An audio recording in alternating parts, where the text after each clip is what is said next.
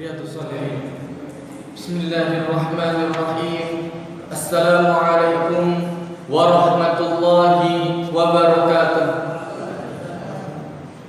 Alhamdulillahi rabbil alamin. Wa bihi nasta'inu ala umurid dunya waddin. Wassalatu wassalamu ala asyrafil anbiya'i wal mursalin Sayyidina Muhammadin wa ala alihi wa sahbihi wa man tabi'ahum bi ihsanin ila yaumiddin. Subhanaka la ilma lana illa ma 'allamtana innaka antal alimul hakim. Amma ba'du, fa inna asdaqal hadithi kitabullah wa khairal hadi Muhammadin sallallahu alaihi wasallam. Di dalam tuntunan hadis dari kitab Riyadhus Shalihin, kita melanjutkan dalam bab sabar. Pada hadis yang sebelumnya, hadis nomor 40 dari Anas bin Malik radhiyallahu anhu, qala Rasulullah sallallahu alaihi wasallam, la yatamannainal ahadakumul mauta lidurrin asabahu fa in kana la budda fa'ilan falyaqul Allahumma ahyini ma kanatil hayatu khairan li wa tawaffani idza kanatil wafatu khairan li. Muttafaqun alaih. Jadi dari Anas bin Malik radhiyallahu anhu menjelaskan sesungguhnya Rasul sallallahu alaihi wasallam bersabda, la yatamannainal ahadakumul maut.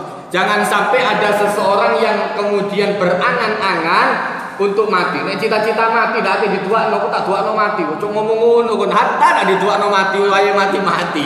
Untuk waktunya mati. Makanya kemudian masalah takdir itu ada berbeda-beda. Makanya kalau dalam pelajaran akidah yang dasar, ada dua takdir modelnya. Ada takdir mubrom, mu'allaq, itu pelajaran SD gampang itu. Itu sudah tingkatan paling gampang itu. Takdir mubrom, takdir yang sulit untuk dirubah. Ada takdir mu'allaq, takdir yang mudah untuk dirubah. Seperti kemudian tidak pintar sekali belajar, itu saja. Maka takdir mubrom ini ada beberapa hal sulit untuk dirubah, bukan berarti tidak bisa.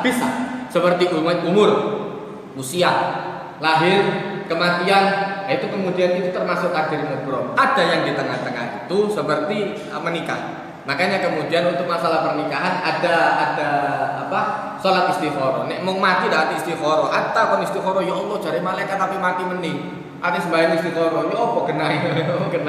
Masih kena ati istikharah tetep wae meni langsung berangkat wis ati. Nah, kemudian makanya kemudian untuk masalah itu Allah Ta'ala seringkali mengatakan bahwa orang itu kalau sudah sampai saatnya, ketika Allah Ta'ala mengatakan idza jaa ajaluhum, kalau seandainya sudah sampai pada masanya, la yastakhiruna sa'atan, tidak mundur, wala yastaqdimun, dan tidak akan maju. Ada yang bisa, ada. Seperti para nabi, memang diberikan sama Allah Ta'ala kemampuan untuk mundur yang seperti itu, dikasih pilihan sama Allah Ta'ala. Tapi untuk orang umum enggak. Jadi kemampuan seperti itu enggak semua orang dikasih sama Allah Ta'ala, bahaya. Maka kemudian Rasul Shallallahu Alaihi Wasallam mengajarkan jangan sampai ada seseorang yang berangan-angan untuk mati karena kemudian ada musibah yang menimpa dia. Saya kok ingin enak mati wae, matimu durung tentu kegenangan. Karena dia utang seakan-akan mari utang kepikiran dia suka ingin mati ae. Bodoh ambil anakmu sing nanggung seakan-akan enak dia kari ngomong nek wis ngene enak mati wae. Enak mati Anda enak mati. Terus bodoh ambil anak ambil dicekel nanti. Melarat akhirnya sing lain soro. Lah itu Allah Ta'ala mengajar. Kalau kita Rasulullah SAW mengajarkan kalau seandainya terpaksa, nah, labudda fa'ilan, terpaksa ini tadi itu di dalam syarah-syarah kitab hadis itu dijelaskan bahwa orang yang sakit dan sulit kemungkinan untuk sembuh. Wis nemen wisanan komplikasi rumah sakit balik sana. Loro nemen. Dan itu sudah menyulitkan keluarga, menyulitkan diri sendiri. Akeh sing soro wisanan gara-gara ini, hartanya juga hampir habis. Kalau sudah seperti itu baru kemudian berdoa, Allahumma ahyini maka natil hayatu khairan li. Ya Allah, hidupkan saya kalau seumpama hidup ini lebih bermanfaat untuk saya. Kalau seandainya hidup itu lebih baik, wa tawaffani, dan matikan saya kalau seandainya lebih baik mati. Jadi jangan kita yang milih. Makanya kemudian dalam pelajaran Hikam Ibnu Athaillah itu mengajarkan kalau seandainya Anda disuruh minta sama Allah Ta'ala, disuruh milih untuk Allah Ta'ala, oleh Allah Ta'ala, maka pilihlah untuk tidak memilih. Kenapa? Belum tentu pilihan kita itu kebenaran. Belum tentu pilihan kita itu kebenaran. Subhanallah, ya Allah, mudah-mudahan oleh bojo sing kena, sing ayu, segala macam mari turuti kabeh Allah Ta'ala. Begitu oleh bojo kena, ayu, ndak metu-metu teko kamar di. Akhirnya sembayangi hilang kabeh mulai subuh sampai isya. Akan rata-rata koyo ngono kan. Berhubung begitu zuat, bojone ndak tapi ayu, metu deh nang sembayang. Ayo ala salat, metu deh. Apa mas bosen suwe. Untung coba bojone iku ngomong iku dituruti ambek Allah Ta'ala. Njaluk bojo sing ayu nemen ya Allah. Wah dikai ayu bahaya. Kok ngene iki potongane dikai bojo ayu nemen bahaya. Begitu kemantenannya dak metu-metu teko kamar. Subhanallah. Mulai subuh sampai isya sampai meneh-meneh. Wah kemantenan teman-teman. Suwe nemen nang sembayang nang kamar terus metu-metu. Iku resikone. Maka Allah Ta'ala tahu orang itu ada kalanya pantas untuk diberikan yang seperti itu. Ada kalanya kalau seandainya diberikan oleh Allah Ta'ala justru malah jadi fitnah. Tambah jadi fitnah, tambah repot. Jaluk nemen Nabi Allah Ta'ala ya Allah minta bojo sing ayu. Begitu oleh bojo sing ayu nemen. Atik dia ndak tapi ganteng. Subhanallah, begitu berangkat ke manten dicelatu wong sakno bojone. Sakno bojone kon wong elek kok ngono kok gelem. Ya Allah. Dudu sakno kon tak sing gowo. Enak dek ganteng bojo ayu luar biasa. Begitu tonton gone harim-harim, iki bojomu sing dirasani. Kok gelem ambek wong kok ngono ya Allah. Wis ireng elek tak garu-garuan. Ngono kok ya gelem daripada ndak wis jalur sabar. Iki mlebu surga jalur sabar. Sakno bojomu. Oh, niku makane gak rada dipikir kadang-kadang jaluk nemen ambek Allah Ta'ala. Maka pilihlah untuk tidak memilih. Ya Allah yang terserah yang terbaik. Begitu Allah Ta'ala yang memilihkan yang terbaik, mesti paling apik, mesti dikasih sama Allah Ta'ala yang terbaik. Maka kemudian dari hadis ini kita diajarkan oleh Allah Ta'ala, oleh Rasul Sallallahu Alaihi Wasallam bahwa segala sesuatu yang dipilihkan oleh Allah Ta'ala itu baik. Segala sesuatu yang dipilihkan oleh Allah Ta'ala itu baik. Ada kalanya baik itu berupa jamu, ada kalanya baik itu berupa es krim. Makanya Allah Ta'ala menjelaskan dalam surat Al-Fajr, fa'ammal insan. Adapun manusia kata Allah Ta'ala, ini umumnya manusia. Idza mabtalahu rabbuhu fa'akramahu wa na'amahu fayaqulu rabbi akraman. Kalau seandainya dikasih enak sama Allah Ta'ala, dimuliakan, maka dia mengatakan Tuhanku sedang memuliakan. Terus ini Allah Ta'ala bola biar. Begitu agak disempitkan oleh Allah Ta'ala. Wa amma idza mabtalahu. Adapun kalau seandainya diuji oleh Allah Ta'ala, faqadara alaihi rizquh, kemudian rizkinya dipaskan oleh Allah Ta'ala. Ono corona sepi kabeh Allah. Kok ngene nemen urip cek soron teman. Kadang-kadang diuji sama Allah Ta'ala. Maka orang yang kemudian tipe umum ini tadi mengatakan, kemudian mereka mengatakan Rabbi ahanan. Ini Allah Ta'ala sedang menghina saya. Itu jangan ambil Allah Ta'ala. Tak delok-delok toko-toko sebelah rotok rame. Kok tokoku tok sing tambah sepi, tambah nemen. Kena dampak pandemi ini. Wis akeh bosan wis repot. Maka Allah Ta'ala mengatakan kalla bukan. Justru yang kemudian kadang-kadang kita lihat itu tidak baik, itu melatih. Orang yang biasa hidup mewah, begitu modelnya seperti ini, dilatih oleh Allah Ta'ala untuk hidup pas, untuk hidup ngepres. Nanti kemudian belajar nyelengi. Sing dhisik gak iso nyelengi, begitu ono pandemi nyelengi deh. Kenapa? Iki nek ndak bahaya. Biyen deh begitu berangkat tuku iki. Akhirnya sing dituku banyak yang dibeli. Setiap hari makannya sarapan di luar. Begitu pandemi bojone masak bendino ya Allah. Wis daripada ndak lah tahu tempe bendino dadi kok nang pondok cuma tahu tempe bendino. Wis daripada ndak sama sekali. Alhamdulillah dinikmati.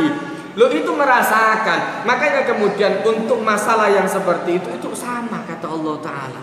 Sama. Bukan hanya kita yang merasakan. Orang kafir pun diuji sama seperti itu oleh Allah Ta'ala. Cuma kita ada pengharapan kepada Allah Ta'ala. Mudah-mudahan dengan ini kemudian derajat kita dinaikkan oleh Allah Ta'ala. Yang bisa bertahan, sabar ditingkatkan sama Allah Ta'ala.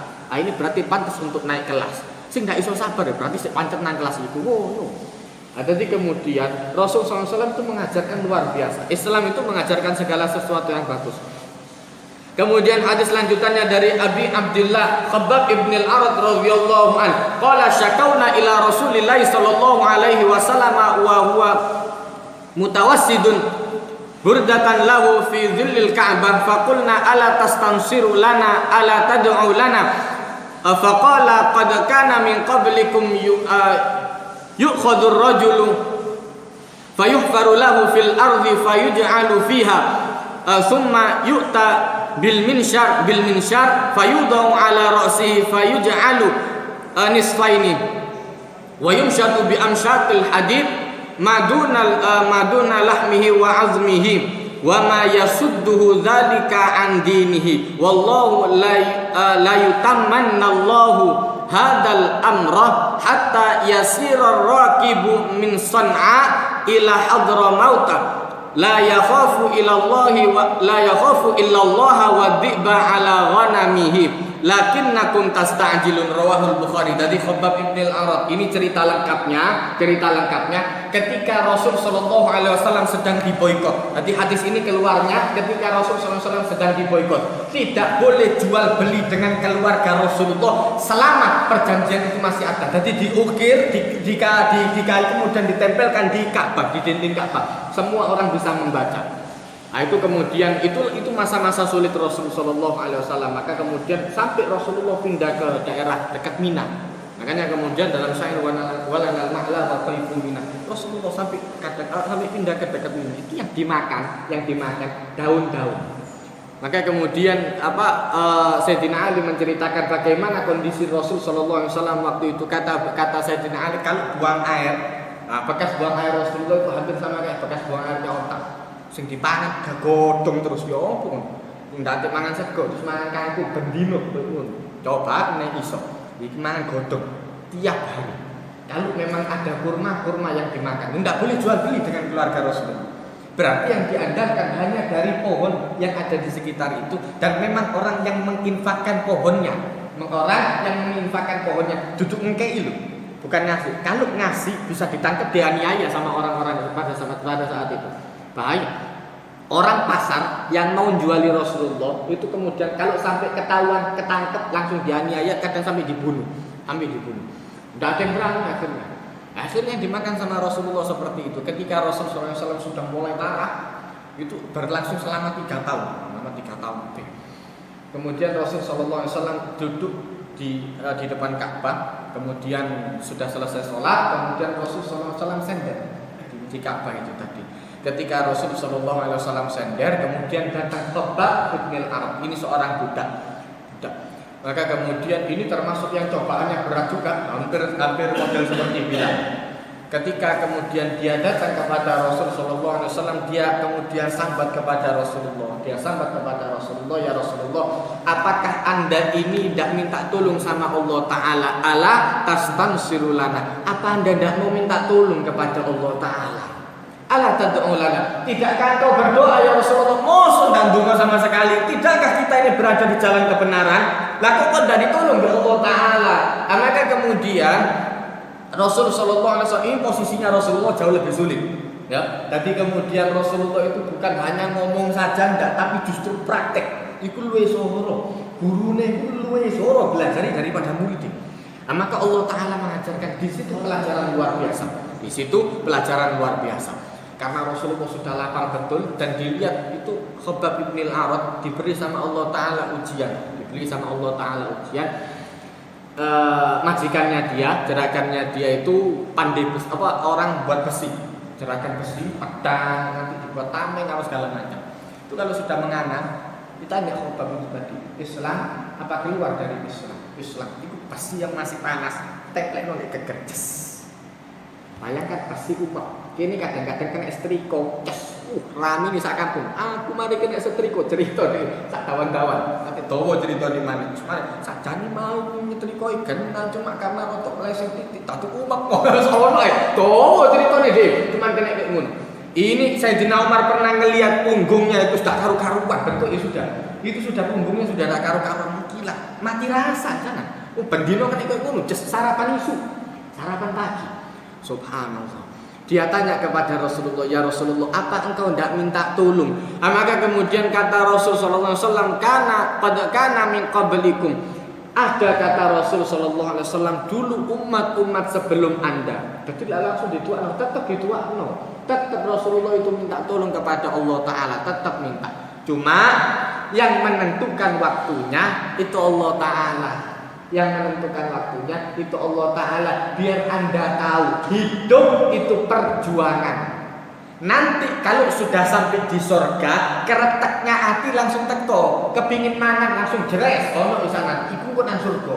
Di dunia ini tempat orang untuk berjuang, kepingin mangan suhul kerja. Nah, kemudian kereteknya hati iku nang surga wae nek itu ngati ae di surga beda. Nah, maka kemudian Rasulullah SAW sudah diuji seperti itu. Khabbab ibn al-Arat sama, cuma masa ujiannya jelas jauh lebih lama Rasul Sallallahu Alaihi Wasallam, sampai 3 tahun lebih. Ini Khabbab menerima cobaan seperti itu, tidak lebih dari itu. Nah, maka kemudian ketika dia ngomong kepada Rasulullah, kasih ceritanya dari Rasulullah. Ada dulu umat-umat terdahulu, kata Rasul Sallallahu Alaihi Wasallam, seorang yang Islam itu ditahan, kemudian fayuhfaru dipendem di tanah setengah badan, model mau dirajam itu dipendam setengah badan, kemudian summa yu'tabil minsyar, kemudian didatangkan gergaji, kemudian dipotong menjadi 2 dan tidak berubah dari agamanya. Ini kadang-kadang gara-gara supermi, gara-gara fulus berubah cepat, subhanallah. Itu dari Rasulullah. Zaman akhir nanti orang pagi Islam, sore bisa kafir, sore Islam, besoknya pagi bisa kafir. Cepat. Ya bi'udinahum bi'arudin minad dunya. Mereka menjual agama mereka dengan dunia sedikit, sedilut. Kan ditelok kok ngono ate kon metokno fatwa bisa pakai mengeluarkan fatwa juga diikuti sebentar. Begitu pemilihan Ustaz di kelompok kabeh media ya Allah ajar kelompok kabeh. Akhirnya kemudian fatwa. Begitu fatwa ceceki kabeh dan fungsine kabeh. Mari dadi ana fungsine kabeh justru mingin kabeh. Percuma ini nanti aku hapus. Ngono kan. Wis aja aneh-aneh nek ngono iku.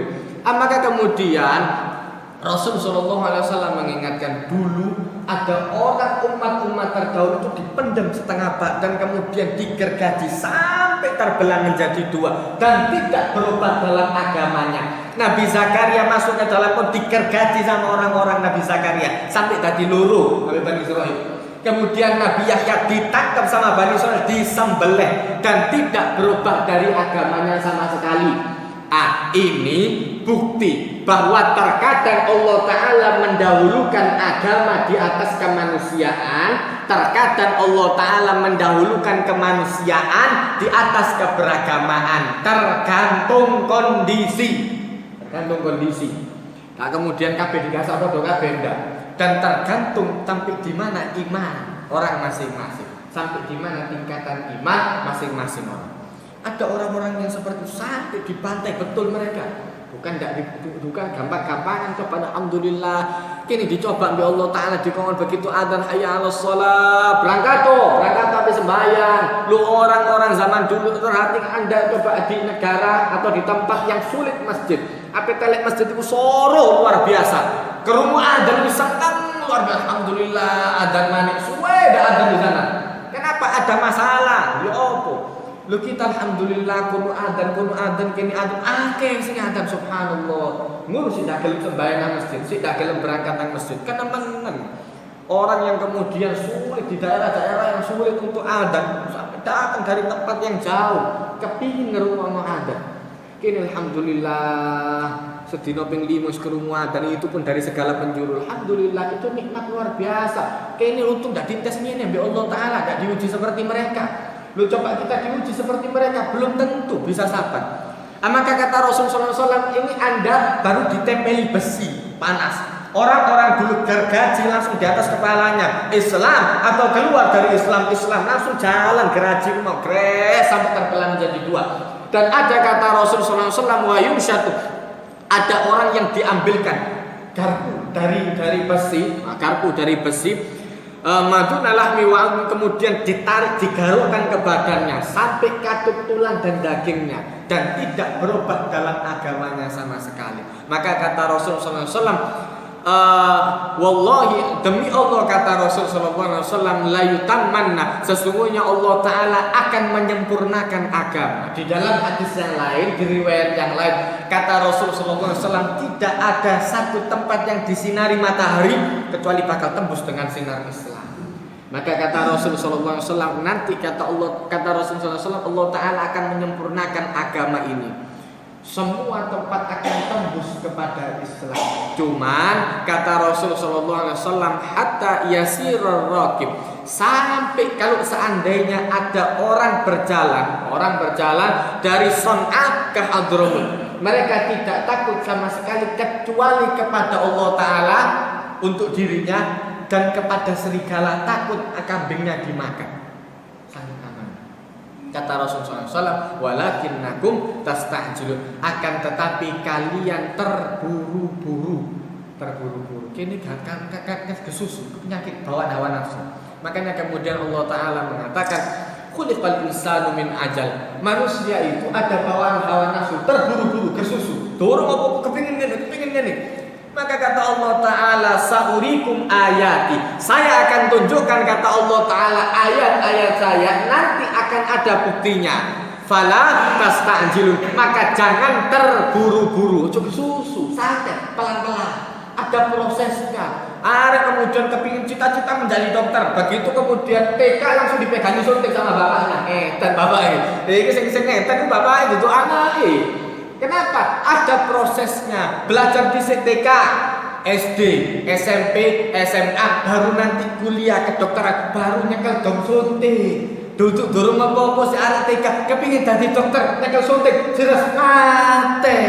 Sing disuntik sing mate ngawur.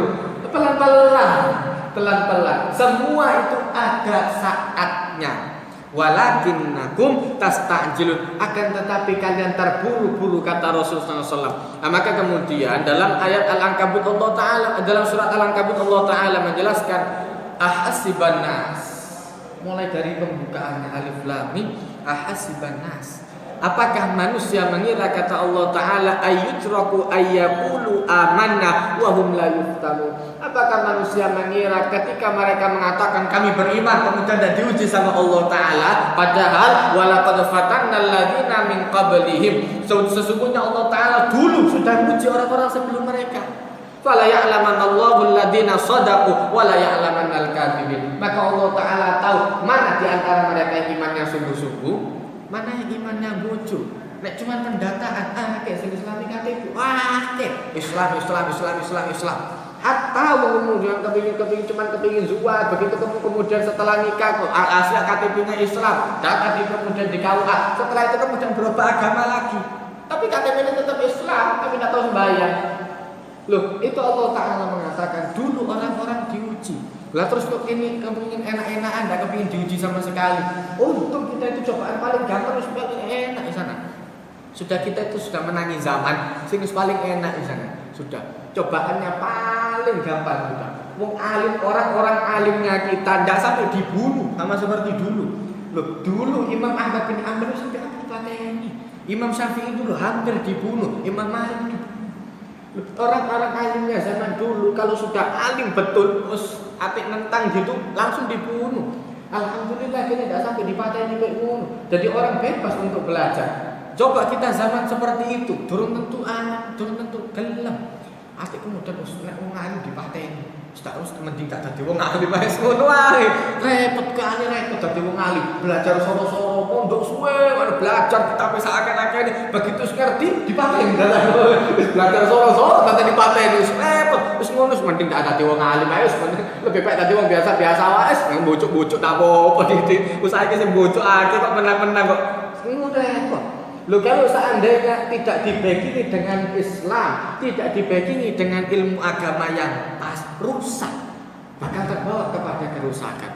Maka kemudian kata Rasulullah SAW, jangan terburu-buru. Ada masanya. Kemudian Di dalam riwayat yang selanjutnya, hadis nomor 42 dari Ibnu Mas'ud radhiyallahu anhu.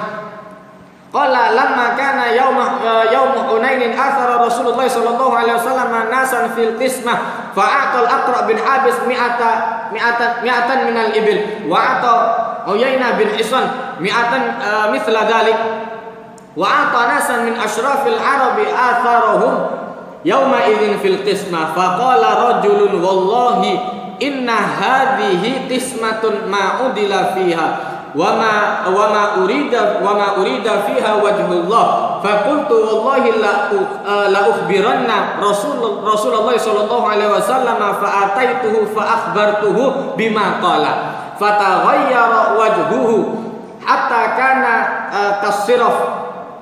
Thumma qala faman ya'dilu idza lam ya'dilillahu wa rasuluhu. Thumma qala yarhamullahu Musa qad udhiya bi aktsara min hadza fasabar faqultu la jarama la arfa'u ilaihi ba'daha hadisan muttafaqun alaih. Jadi dari Ibnu Mas'ud radhiyallahu anhu, dari Abdullah bin Mas'ud radhiyallahu anhu menjelaskan ketika masa setelah perang Hunain itu Islam diberikan kemenangan oleh Allah Ta'ala. Setelah diberikan kemenangan, kemudian harta ghanimah banyak, unta-unta itu sudah ratusan, luar biasa, banyak ribuan.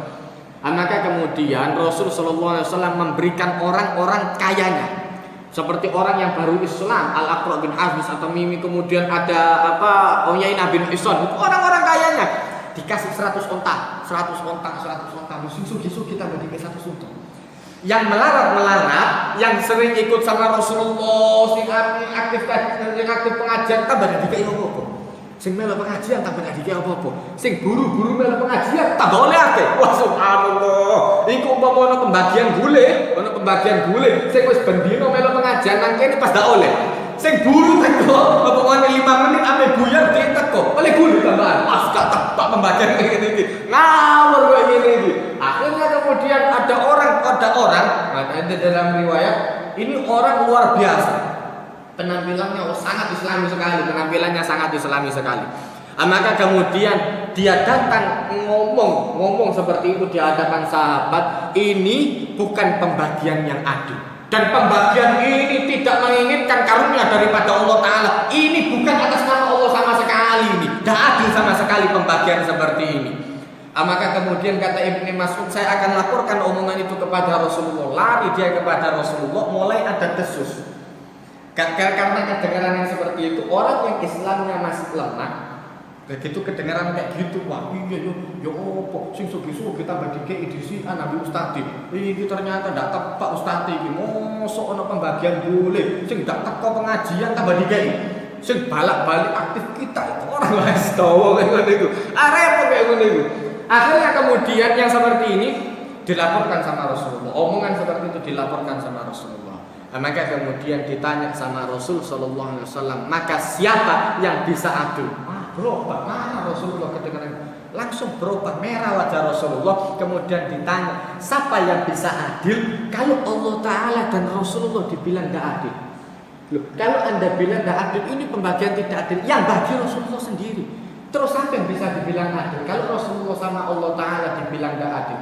Apa yang dari Rasulullah itu dari Allah Ta'ala. Wa ma yantiqu 'anil hawa in huwa illa wahyu yuha. Tidak ada yang keluar dari mulut Rasulullah sesuatu yang dari hawa nafsu Allah. Sampai guyonan itu wahyu. Sampai guyonannya Rasulullah itu termasuk wahyu. Kok dibilang ini bukan? Lha apa caranya? Maka ditanya sama Rasulullah, siapa yang bisa adil kalau Rasulullah dan Allah Ta'ala dibilang tidak adil? Dak katik minta maaf. Orang seperti ini tanpa minta maaf langsung dia minggir, langsung percuma ngomong kayak ini, tidak di rumah. Subhanallah. Maka kemudian Rasulullah SAW memegang dadanya. Dalam riwayat ada yang menyebutkan seperti itu. Maka Rasulullah SAW mengelus dada. Dibilang oleh Rasulullah SAW, yarhamullahu Musa. Dalam riwayat yang lain, yarhamullahu akhi Musa. Riwayat itu akeh. Makanya belajar hadis itu jangan dari satu akeh riwayat yang model itu akeh. Hadis itu ada banyak sekali. Makanya kemudian orang belajar hadis tak iso separuh-separuh. Atos. harus global. Oh, hadis seperti ini dikumpulkan hadis-hadis seperti ini. Maka kemudian di dalam riwayat yang lain Rasulullah SAW itu berfirman bersabda yarhamullahu akhi Musa. Di sini yarhamullahu Musa. Mudah-mudahan Allah Ta'ala merahmati Nabi Musa. Qad udhiya bi aktsara min hadza. Dulu Nabi Musa dikanyang luwih top daripada itu. Dulu Nabi Musa waduh dintekno teman Nabi umat jauh lebih daripada saya, padahal hampir sama padha wae Rasulullah dikanyang umat sama. Maka kata Rasulullah SAW, fasobar. Dulu Nabi Musa diuji oleh umatnya lebih sulit daripada ini, tapi Nabi Musa sabar. Dan Nabi Musa punya power sekalian temati. Iku umpama makel ambil mati ceprot mati. Entek kabeh ngono. Cuma rata-rata subhanallah. Ini memang karunia daripada Allah Taala. Rata-rata orang yang kemudian diberi kekuatan seperti itu oleh Allah Taala itu sering diberi kesabaran oleh Allah Taala. Awak idempal meliti subhanallah. Ono arek cilik meliti wis gak karu-karuan. Ceprot iki sing dempal iki didelok dhisik. Sampai tutup mendiar iki ngelamai. Begitu ngelamak teman baru ditunggu. Nabi Musa itu model kayak ngono. Umatnya ngelamak luar biasa. Didelok tambah Nabi Musa subhanallah. Kok nespek baru ceprot itu baru mati. Wis sebab kayak ngono iku. Maka kemudian dilihat tok Nabi Musa didelok tok subhanallah dituruti. Ya dituruti, dalungnya dituruti. Kenapa? Sayang kepada umatnya. Sakno. Sama seperti orang tua, sak depal-depali, sak sangar-sangare wong tua, sak sangar-sangarnya orang tua. Itu insyaallah gak gampang ngepuk ambil anak. Nek waras lho, nek waras, tak gampang ngepuk. Justru dia itu berusaha fitnah sama segala macam itu untuk melindungi. Yang yang ngantem anak tak pukul balik. Loh, justru kekuatannya bukan untuk membantai anaknya. Justru itu digunakan untuk orang lain. Itu Allah Ta'ala menunjukkan. Di situ terkadang ada cipratan rahmat daripada Allah Ta'ala. Macam sing sangar iwek ngono, yang semua hewan diburu sama dia, begitu sama anaknya, itu dilatih anaknya subhanallah. Apa udah dipangan pisah? Subhanallah. Itu termasuk dari rahmat, cipratan rahmatnya Allah Ta'ala. Maka kemudian sebetulnya yang ingin diajarkan di sini oleh Rasul Shallallahu Alaihi Wasallam, orang yang sudah terbiasa dengan amalan yang ikhlas, hendaklah terus terbiasa dengan amalan yang ikhlas. Maka kemudian setelah ini Rasul Shallallahu Alaihi Wasallam tanya kepada Ibnu Mas'ud dan sahabat-sahabat Muhajirin, termasuk sahabat Ansor, muncul dari mana omongan ini? Bukan dari kita ya Rasulullah, mungkin dari orang yang memang masih baru belajar Islam. Dikelompokkan sama Rasulullah orang-orang Ansornya. Wah, itu mulai ada omongan. Dulu Muhammad itu ketika miskin, kita yang dulu. Begitu sudah kaya, ternyata orang-orang Mekah yang dikasih, keluarga-keluarga yang di Mekah yang dikasih. Kita orang Madinah yang menampung Rasulullah beserta para sahabatnya tambah lagi kaya logo. Wah, ini ada cinta sama daerah asal tinggal, mau tak tepat ini. Ini tak tepat seperti ini. Loh, justru keluarganya yang ada di sana juga yang Rasulullah, yang ada di Mekah. Sing di Madinah, apa enggak? Ya apa? Wah, ini dah tepat ini. Kita itu yang menampung para sahabat Muhajirin, kemudian kita enggak dapat sama sekali pembagian seperti ini yang enggak adil. Maka ditanya sama Rasulullah kepada sahabat Ansor, dengar dari mana omongan seperti itu? Bukan dari kita Rasulullah, mungkin dari orang-orang yang imannya lemah, yang katut seperti ini. Kita tidak ada niatan seperti itu sama sekali, tidak ada pikiran ke sana sama sekali. Maka ditanya oleh Rasulullah SAW, bagaimana menurut kalian kalau seumpama mereka pulang dengan ontanya dan kalian kembali kepada Rasulullah, dan kalian kembali ke kota Madinah beserta Rasulullah, kon ikut balik ambil barang-barang ini. Kon balik ambil Rasulullah, nangis mereka subhanallah. Dak ono arti ini. Barang-barang kasihkan semua ya Allah, tenten tak apa. Tapi kon barang muli barang ambil Rasulullah itu sudah nikmat luar biasa. Orang sudah biasa amalan ikhlas, kemudian dilatih dengan yang seperti itu tidak tepat. Tambah salah. Ada kalanya nanti butuh. Ada kalanya. Jadi kemudian yang seperti itu dilatih sama Rasulullah. Yang hati yang asalnya ikhlas, jangan kemudian dibiasakan. Jangan dibiasakan ambil duit. Jangan dibiasakan lihat harta. Gaweane mulang ae ngajar ae. Ono ndak ono duwe wis pokoke ngajar ae. Dikon ngajar. Semono wae. Jangan dibiasakan kalau saya ngajar nanti dapat bayaran. Makanya kemudian orang-orang alim dulu, makanya dari imam madhab saja, yang 4 itu tadi, yang kaya itu cuma satu tok. Imam Abu Hanifah itu pun karena dia berdagang. Imam-imam yang lain menjaga jangan sampai perut ini kemasukan dengan barang yang subhat, dengan barang yang haram. Pandangannya Imam Abu Hanifah, kalau harta ini dikasihkan kepada, termasuk Sufyan bin Uyainah, ini gurunya Imam Syafi'i. Imam Syafi'i itu waktu awal-awal belajar itu janggal dengan orang Islam yang kaya. Wong alim kok sugih, mosok wong alim kok sugih, berarti ndak ikhlas ngajari. Ada orang kemudian punya madrasah besar luar biasa. Iki duit tak iso dipikir kanggene ngono. Sekolah aku dibayar iki larang iki matakmu kok duitan iki pengurusi ngono. Dulu awal-awal pandangannya Imam Syafi'i itu modelnya seperti itu. Wah ini enggak ikhlas, masa ada orang alim kok kaya luar biasa. Akhirnya kemudian ketemu dengan Imam Malik. Begitu belajar sama Imam Malik itu masih agak kaya. Dilihat sama Imam Syafi'i begitu belajar masih agak janggal. Sampai belajar kepada Sufyan bin Uyainah, ini termasuk yang ngajarkan Imam Syafi'i usul fikih. Begitu belajar, ditanya sama dia, kenapa kok ada orang alim yang kaya? Maka kata Sufyan bin Uyainah, kalau seandainya harta ini saya kasihkan kepada orang-orang kafir, kalau seumpama duit, istilahnya aku tak melarat aja. Duit tak kira orang kafir. Jangan Anda saja yang mengelola. Lembagaan ini, umpama uang ini dikelola sama orang Islam, menjadi lembaga yang baik di Islam, sak rusak orang Islam, sing nyumbang masjid jangan. Tapi kalau sudah dana ini ada di tangannya orang kafir, kok ada masjid Soro, ya kakek batu gereja, batu diskot, terus tak karuan kok dikai diskotik, dan benar itu. Makanya kemudian Imam Syafi'i mikir, setelah itu Imam Syafi'i baru tidak janggal dengan masalah yang seperti itu. Kenapa?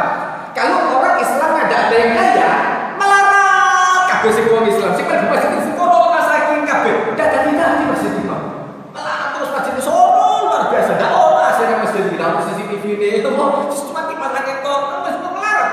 Sing mlebu masjid melarang kabeh. Lah umpama ada satu saja orang yang mampu, kemudian dia nyumbang ke masjid paling endah. Ono imam iso ganti-ganti, ono ustaz sing ngajar. Kenapa? Ada yang mendanai. Lah umpama iki kabeh, kabeh. Dan sing sugih sama sekali. Wah bahaya, tidak bergerak ekonomi. Tidak bergerak. Nah, setelah itu baru mulai Imam Syafi'i tidak janggal dengan yang seperti itu. Itu proses belajar. Perlu diceritakan. Makanya kemudian diinginkan dari pelajaran Rasulullah, orang yang biasa ikhlas, jangan kemudian membiasakan diri yang seperti itu. Biasa harapannya ngimami. Bayaran piro wis pokoke ngimami. Kadang-kadang sampai gak bayaran satu bulan dah wis pokoke ngimami. Tugasnya ngimami semua wae. Begitu Anda membayangkan, maksudnya jangan dibayangkan pekerjaan agama itu dibisniskan, repot ngono. Begitu agama ini dibisniskan, rusak subhanallah. Agama tidak duit Allah, hancur. Justru yang dirusak sama Allah Ta'ala hati. Tambah ke dunia. Itu yang dilatih sama Rasulullah, orang yang dulu menerima orang-orang muhajirin dengan baik. Mereka sudah menerima, yang tidak punya rumah ditampung di rumahnya, yang tidak punya uang dibagi luru. Ono sing bojone akeh, Rasulullah SAW mengajarkan istri maksimal 4, ono sing 9, ono sing 10. Pilih. Duduk kemudian bukan kemudian taksi tak boleh di sisi ayu-ayu. Kok sing ayu. Enggak. Justru kamu pilih yang mana? Sing gelem. Tak cerai. Yo ngomong itu. Yang sudah biasa ikhlas, jangan dilatih seperti itu. Jangan dilatih, dalam duit sudah berakal. Wah, dilatih kok rusak, bahaya. Begitu dilatih seperti itu bahaya. Yang meneruskan adat seperti ini Abu Bakar As-Siddiq. Makanya ditaruh di jajarannya orang-orang yang ada di jajaran Rasulullah masa itu. Begitu periodenya Umar, program seperti ini mulai berubah. Metode seperti ini mulai agak berubah. Orang-orang yang berada di masjid dibayari. Itu baru kan saya di Umar. Kemudian saya tahu sembahyang imam itu soal sembahyang bayaran sama sekali, ustaz tidak bayaran sama sekali. Cuma begitu kemudian pada periodenya Umar bin Khattab, orang yang ngajar itu dibayar, dibayar dari dananya negara, dari uang negara. Halal, itu sudah halal. Maka kemudian pandangannya Sayyidina Umar, kalau seandainya agama ini tidak bayaran sama sekali, ustaz garingan bayaran, imam garingan bisa, ayo dalam sudut tadi imam berangkat nang masjid itu buka masjid, sing nyekel wong masjid wong 10, akan kabeh. Tapi masjid itu buka setelah adzan, begitu adzan kuno adzan kok masjid itu tidak sing adzan, akhirnya berangkat dia buka masjid, ya Allah, saking nemen nih. Itu bahaya, model seperti itu juga bahaya. Maka kemudian kata Sayyidina Umar, kalau seandainya agama ini tidak didanai, maka rusak. Pastor bayaran larang luar biasa. Ustaz kalau sing bayarin, ustaz yang ikhlas. Ustaz yang ikhlas. Loh, ikhlas, ini ngajar ikhlas. Cuma begitu pegawai yang ngono, menit harus tak kos kan. Menit harus tak kos. Tambahkan dor. Apa? Sekolah kelas sudah tidak usah membahas. Sekolah agama itu kan mengajarkan agama, harusnya gratis semua. Ono pengawas kayak ngono tekon sekolahan. Harusnya kan sekolahan yang mengajarkan agama itu gratis.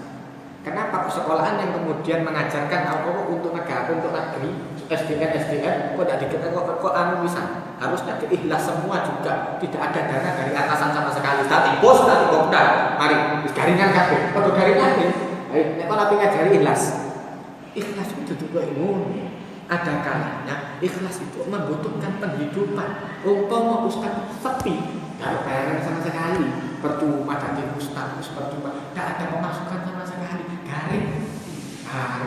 Makanya saya dari dulu, saya tuh mulai SD, itu kepingin jadi ustaz di sana. Itu banyak debat, itu anaknya. Kalau tidak coba, kepingin cita-cita saya menjadi ustaz. Ustaz itu sungguh lopo. Kalau paling garing, kering berontak, paling tuh masjid kan dikawal ikhlas. Begitu kan ngimami, entek suara ikhlas. Ayo, garingnya percuma. Loh, kalau seumpama agama udah duit sama sekali, tambah bahaya. Orang semua tak ada yang belajar agama, Berarti begitu sekolah sampai di atas terus ke Joko yang percuma. Jadi ustaz tahu bayarannya. Akhirnya ustaz tidak mesti terus no. Bahkan ustaz abahnya ustaz anak tidak mesti terus no kan. Entek kabeh. Apa dia garing? Tercuma ustaz garing kan ngelak kabeh. Bisa karo-karuan itu cuma satu ustaz. Ya Allah, ate dhewe ndelok sakno. Abah kondisi ikhlas luar biasa. Ngajarkan sekolah isu wis teko. Iku melarat sampai mati melarat. Terus percuma tadi ustaz gak usah ngurus lo. Nah itu kayak ngono. Lo kan seumpama dibuat seperti itu saya Umar pemikirannya model seperti itu. Cuma tidak semua kemudian diarahkan kepada itu tadi. Makanya Rasulullah mengajarkan ada kadang-kadang disuruh oleh Allah Taala untuk sedekah kepada orang-orang yang seperti ini. Kadang-kadang orang yang seperti ini dilatih sama Allah Taala. Jangan yang dipikirkan terus. Kau mikir begitu ngajar oleh bayaran, yang penting ilmu itu tersampaikan, itu jauh lebih baik daripada bayaran. Oleh duit, oleh duit sembarang. Yang penting kemudian ilmu itu tersampaikan. Jadi tengah-tengah. Tidak kemudian jaringan bahaya tanpa tidak ada yang mau mengajarkan agama dan tidak ada yang mau belajar agama. Dianggap begitu belajar ini tidak ada pemasukan sama sekali. Itu yang kemudian programnya orang-orang Nasoro itu seperti itu. Makanya bayaran pasti luar biasa. Semakin jarang orang yang mau belajar. Semua belajar ekonomi, belajar matematika, duit-duitan kabeh. Semua belajar. Begitu lulus kerja nang bar kabeh. Tahu sing gelem dadi pastor. Garingnya tidak boleh menikah. Nanti kalau seandainya sudah dewasa disuruh jelas bisa. Jadi semua jelas bisa. Wah repot. Akhirnya kemudian didanai besar-besaran untuk gereja. Setiap rumah ada sajaknya masing-masing. Itu programnya kayak ngono. Lebih umpama iki garingan bisa. Tambah terus itu agama. Itu yang mempelopori Sayyidina Umar. Model seperti itu, pemikiran seperti itu yang mempelopori Sayyidina Umar. Jadi kemudian oleh Rasulullah SAW yang seperti ini disortir. Orang yang memang sudah terbiasa ikhlas, jangan kemudian memikirkan segala sesuatu itu harus ada pemasukan. Itu salah. Karena disik Nabi, makanya kemudian disik Nabi-Nabi terdahulu ucapannya apa? La nuridu minkum jazaan wala syukur. Saya tidak mengharapkan ucapan terima kasih dan tidak mengharapkan balasan. Wis, kita menyampaikan saja. Assalamualaikum. Ketemu wong salam. Assalamualaikum. Tidak dijawab Ustaz. Dijawab tidak dijawab itu urusanmu. Dijawab itu harus. Kalau jawab salam itu wajib. Tapi kalau seandainya dia tidak mau jawab, sing jawab itu malaikat. Dijawab balik sama malaikat. Waalaikumsalam. Belum tentu doanya dia itu mustajab. Tapi nek malaikat sing doa mustajab. Dan tidak usah khawatir. Tidak dijawab salam mangkel terus. Percuma. Aduh, pernah dijawab salam Nabi. Assalamualaikum. Tapi sing jawab malaikat aman. Kalau seandainya kita memikirkan segala sesuatu modelnya seperti itu, hidup itu enak, tenang. Mudah-mudahan bermanfaat. Barakallahu li wa lakum fil Qur'anil azim wa nafa'ani wa iyyakum bima fihi minal ayati wa dzikril hakim wa taqabbal minni wa minkum tilawatahu innahu wal ghafurur rahim. Allahumma arhamna bil Qur'an waj'al lana imaman wa nuran wa hudan wa rahmah. Allahumma dzakkirna minhu ma nasina wa 'allimna minhu ma jahilna warzuqna tilawatahu ana al-laili wa atrafan nahar waj'alhu lana hujjatan ya rabbal alamin. Rabbana atina fid dunya hasanah wa fil akhirati hasanah wa qina adzabannar. Wassallallahu ala sayyidina Muhammadin nabiyil ummi wa ala alihi wa sallam walhamdulillahi rabbil alamin. Wassalamualaikum warahmatullahi wabarakatuh.